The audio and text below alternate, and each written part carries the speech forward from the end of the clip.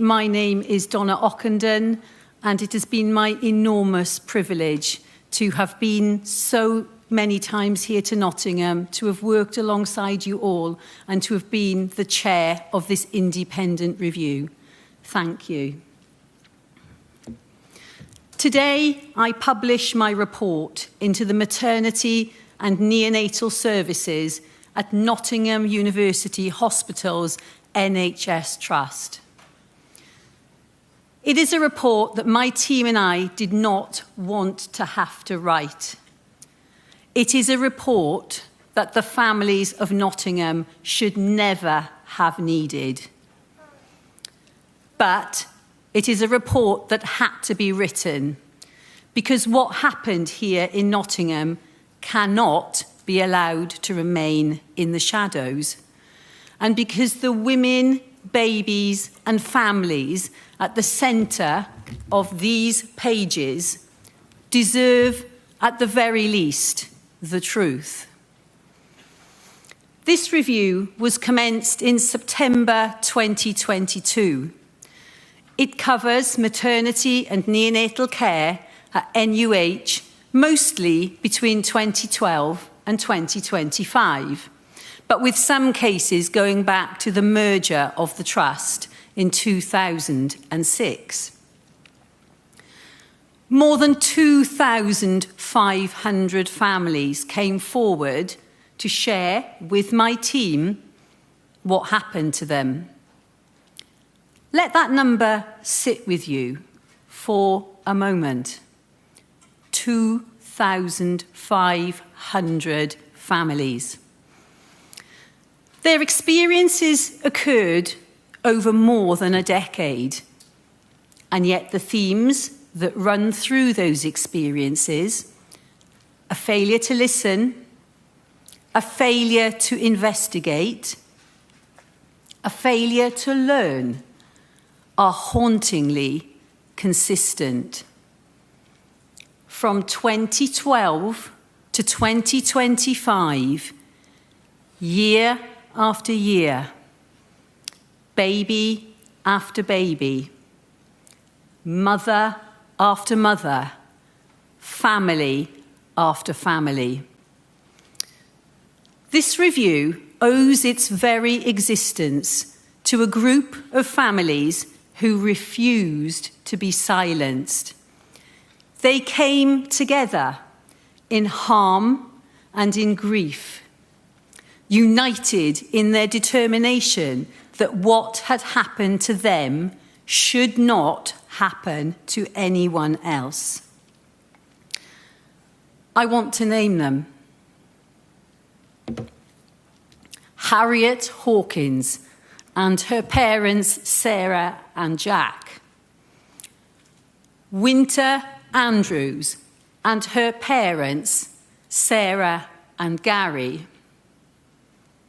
Quinn Parker and his parents Emmy Studenki and Ryan Parker.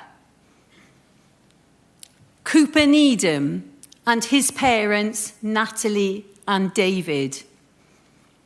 Teddy and his mum Kimberly Errington. Caitlin Stringer and her parents Emily and Darryl. And Felicity Benyon. These were the families who stood up with considerable courage. Without them, this review would not exist. Without them, Nottingham might still be enduring similar tragedies. I want to address directly the families in this room and those watching today. You came to us with the most painful accounts of your lives. You allowed us into your grief, and you trusted us with the names and the faces and the unfinished futures of the people you love. I hope that this report, however hard it is to hold, tells you that you were heard. that you were believed, and that your voices now carry weight that will outlast all of us in this room. I also want to say something clearly at the outset about what this report is. This report is about what happens when leadership fails, when governance fails, when a culture develops in which bullying is tolerated, concerns are suppressed, incidents are downgraded, and the voices of women, particularly the most vulnerable women, are systematically dismissed. We heard from so many current and former staff at NUH. Many of the clinical staff who worked in maternity services cared deeply. They were often working in conditions that were chronically understaffed, under-resourced, and under enormous pressure over a very long time. This is a report about a system that failed, and it is a report about what it costs when systems fail.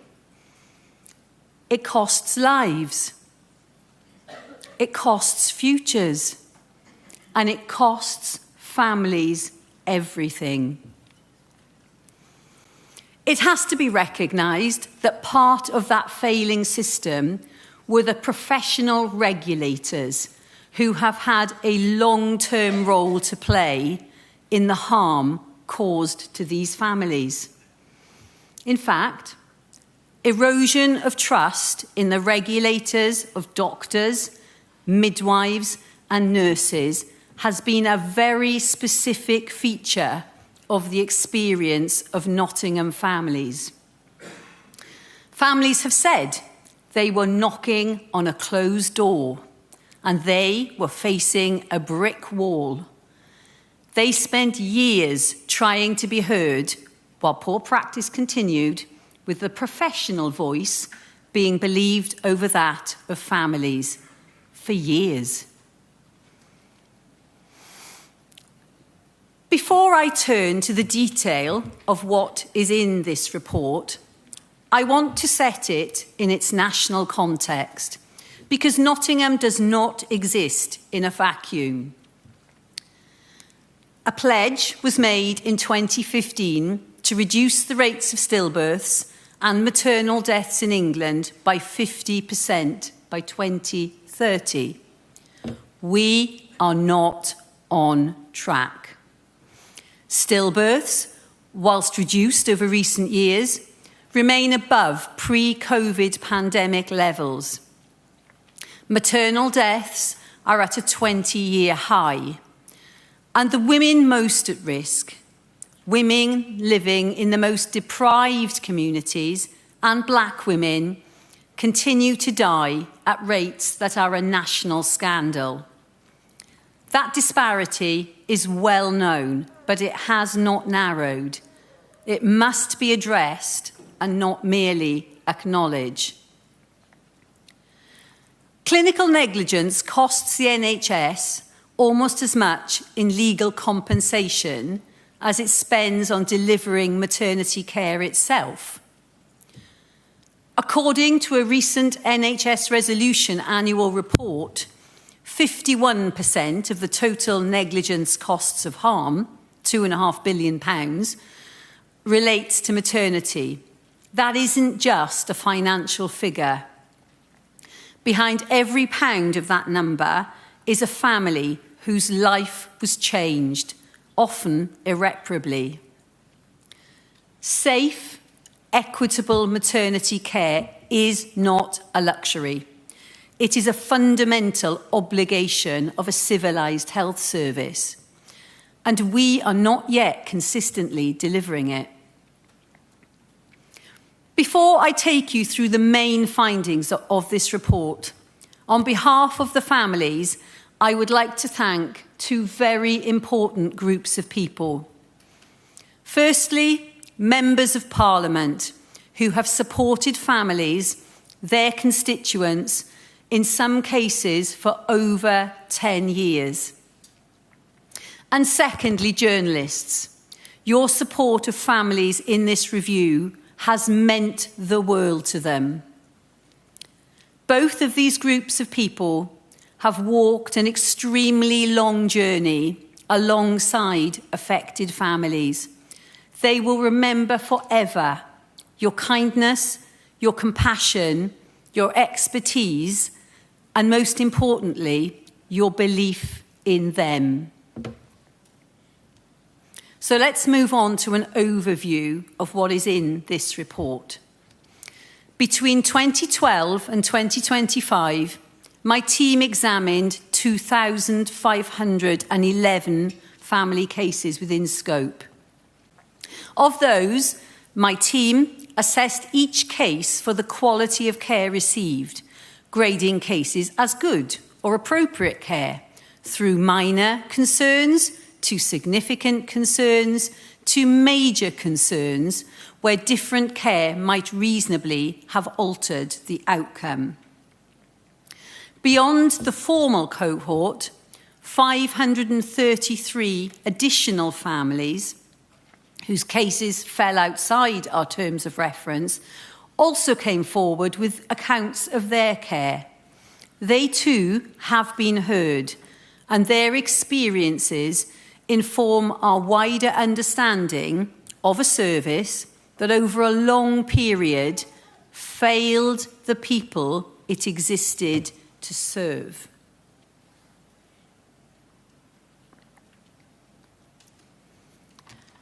The findings from the cases in the main terms of reference show that in 21% of cases where mothers died, 26% of cases where mothers experienced a major obstetric hemorrhage, 36% of cases where a mother had an unplanned admission to intensive care, 20% of cases involving a mother's care when a baby was stillborn, 50% of a mother's care when a baby suffered hypoxic brain injury.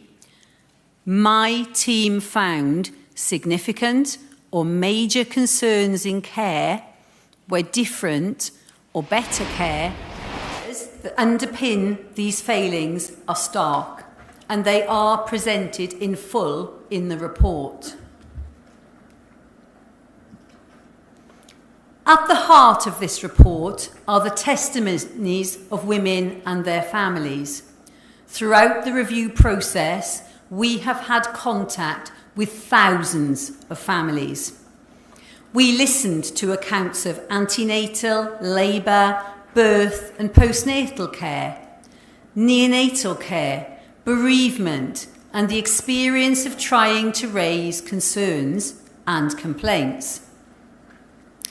What emerges from those testimonies consistently and painfully across more than a decade is a pattern of families not being listened to, not being believed, and being dismissed or minimised. Women who raised concerns about their baby's movement or their baby's lack of growth, being told they were anxious and imagining it. Women who attended in early or advanced labour, being turned away repeatedly, often after multiple calls for help, by staff who should have cared. Women and their families who begged for caesarean sections to have them denied repeatedly. We don't do caesarean sections for grandmother's distress, the mother of a woman in labour was acidly told. Their baby, Sebastian, died.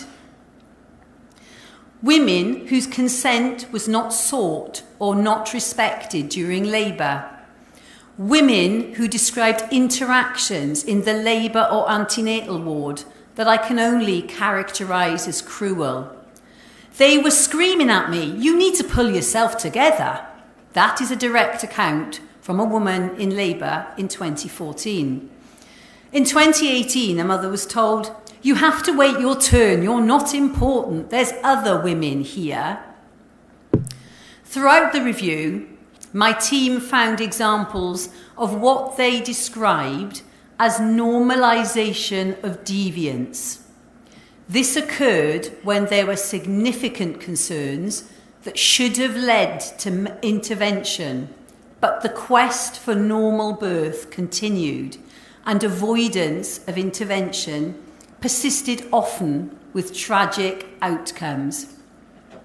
These are not isolated incidents, but were representative of a pattern, and that pattern caused long-term harm, because women who were not listened to were women whose concerns were not escalated and acted upon. And some of those women and some of those babies are no longer here or suffered severe harm.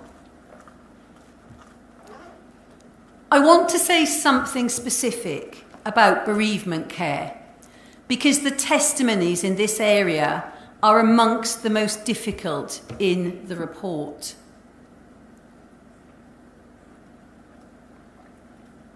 Some families received extraordinary support from bereavement midwives and chaplains who understood that their role in those moments was extremely sensitive and central to care.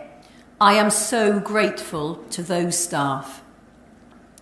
What they gave to families in their darkest hours was immeasurable. But many families described something very different.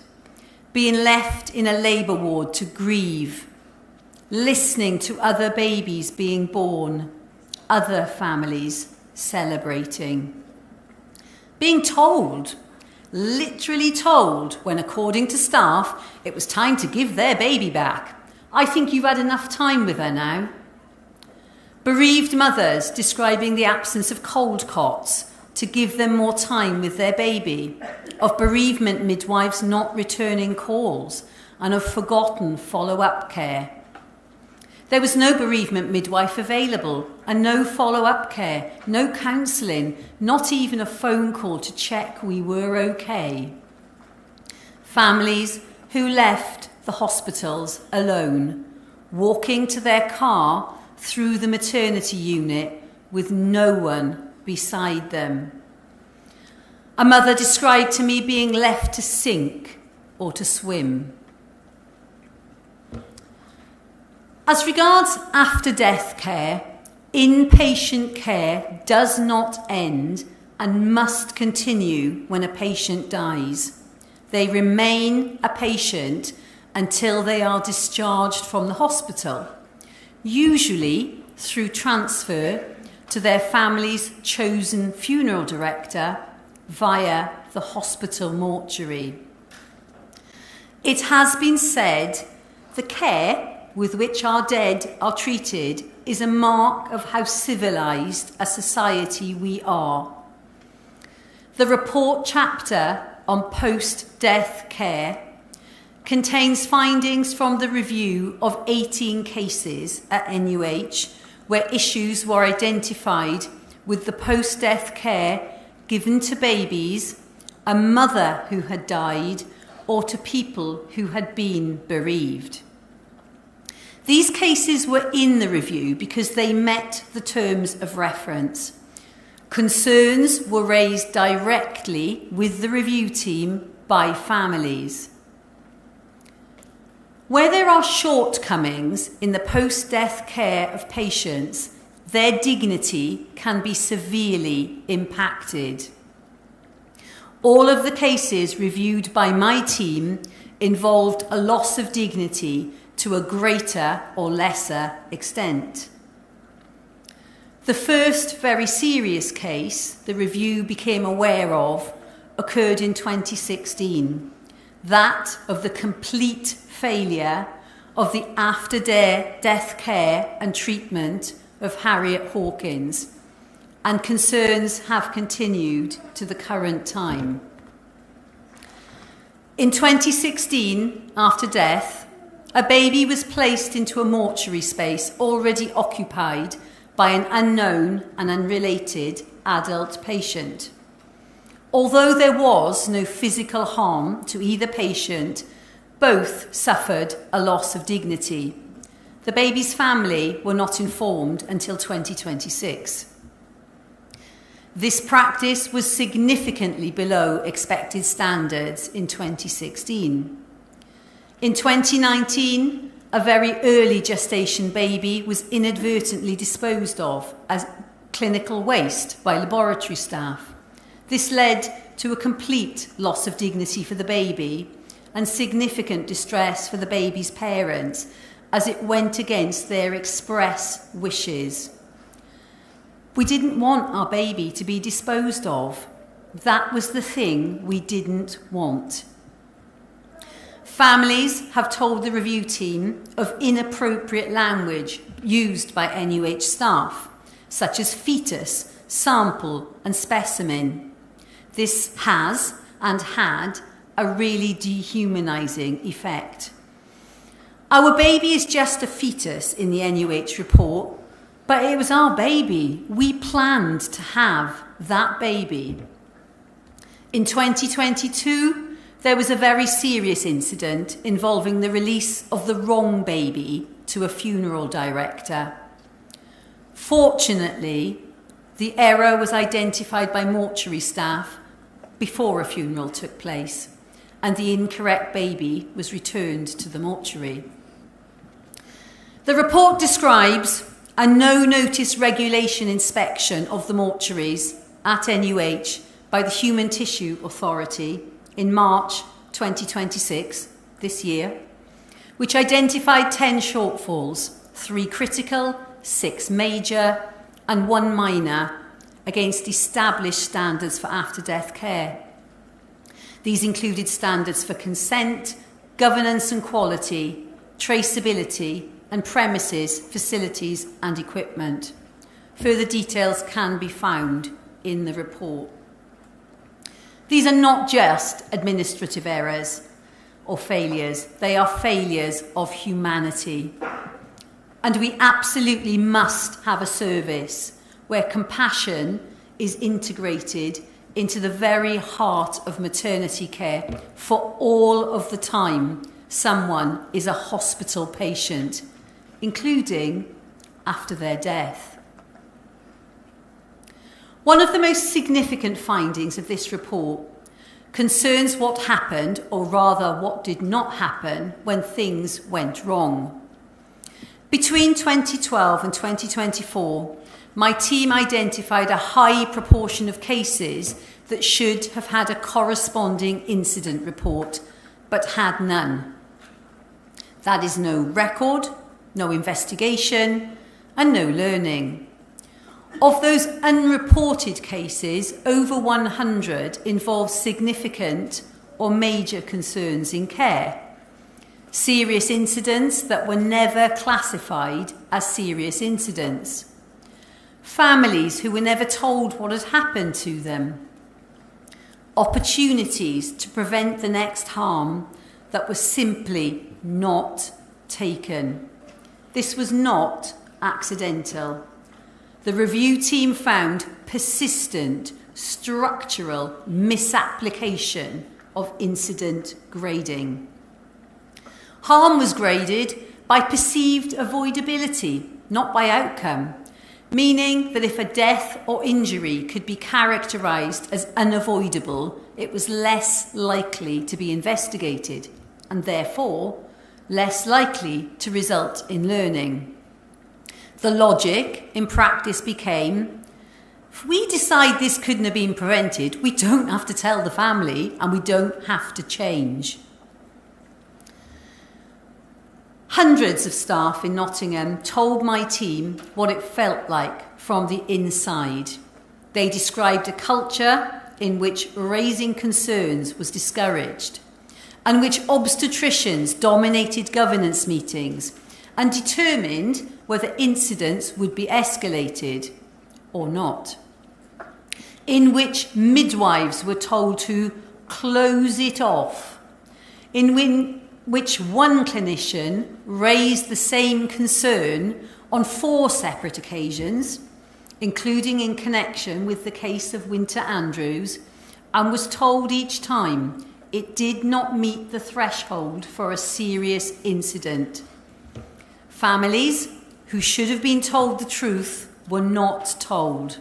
Some found out only when they instructed lawyers very many years later, and some are still waiting. Running through all of this is a question of culture, and what the evidence shows is that at Nottingham, a toxic culture was allowed to take hold and was allowed to persist. A small number of powerful leaders, described in both family and staff testimonies as having infected the unit, created an environment in which bullying was normalised, speaking up was dangerous, and governance was shaped by self-protection rather than patient safety. Midwives described being intimidated in governance meetings. Junior staff described to us being afraid to escalate. The incident review panel was described as intimidating, male-dominated, and dismissive of non-medical voices over very many years. Staff described to us leaving the trust because incidents were being brushed under the carpet. This is not, absolutely not, a reflection on all staff. There were, and continue to be, clinical staff at NUH who delivered excellent care under conditions of real adversity and who fought, sometimes at considerable personal cost, to raise concerns. They deserve acknowledgement and respect. But cultures are set by those at the top, and for too long, those at the top of this trust allowed a culture that prioritised institutional reputation over patient safety. This report also addresses clearly and with evidence the inequalities that shaped who was most harmed. Women from Black, Asian and other global majority backgrounds, women living in the most deprived areas of Nottingham and Nottinghamshire, women with mental health needs, women whose language was not English. These are amongst the women who faced the greatest barriers to being heard and who were most likely to have their concerns dismissed or minimised. My report sets out local actions for learning for Nottingham University Hospital specifically, and 8 areas of immediate and essential actions that apply to maternity services across England. These are not aspirational.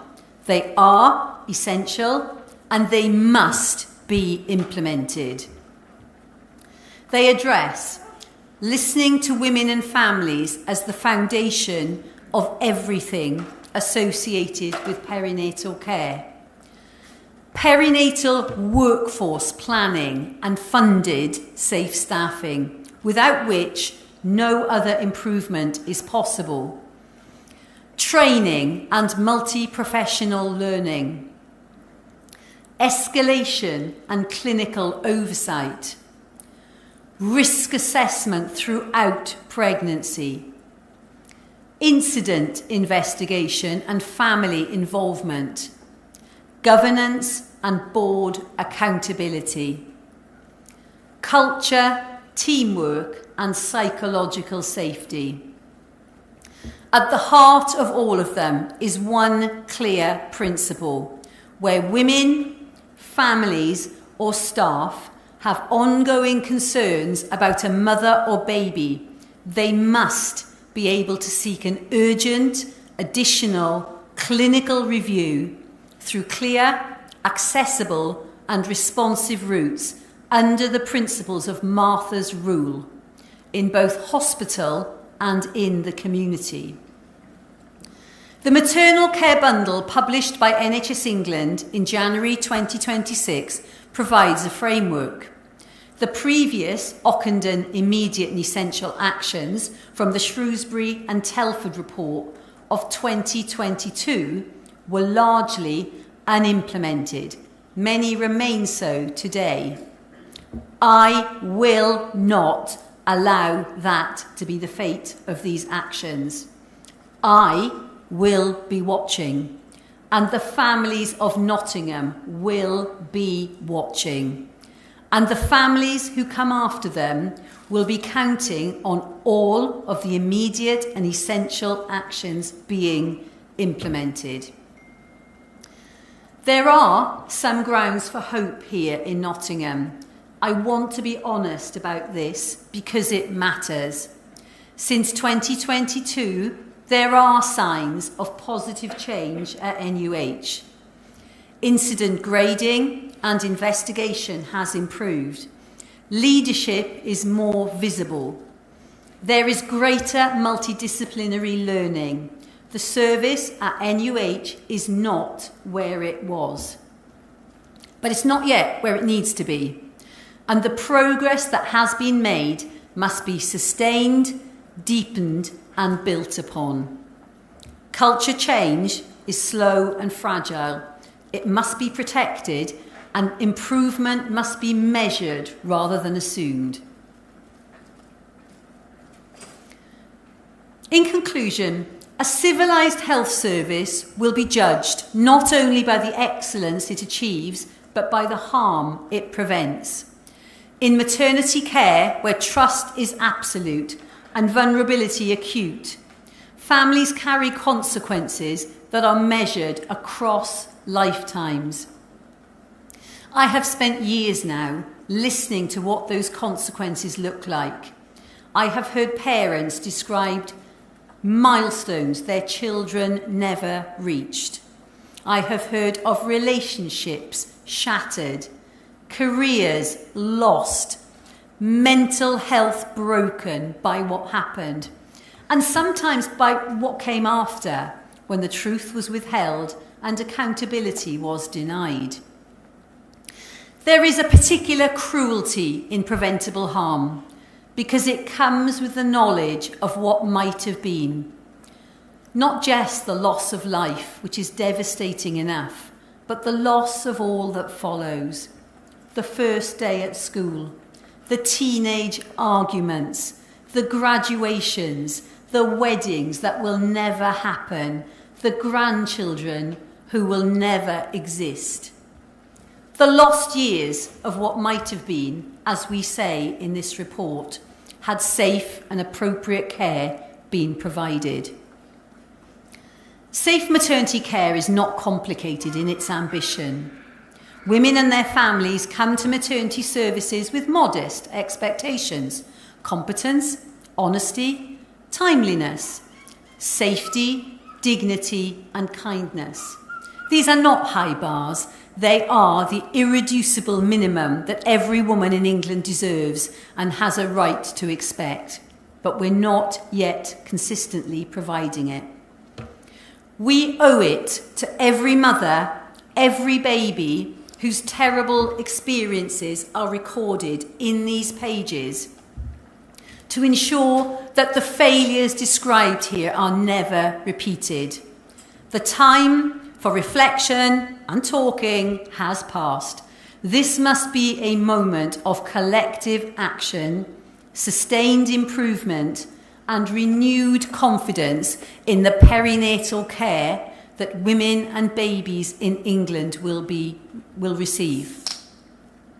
The families of Nottingham have shown extraordinary courage, dignity, and determination in the face of the devastating consequences that continue to mark their lives.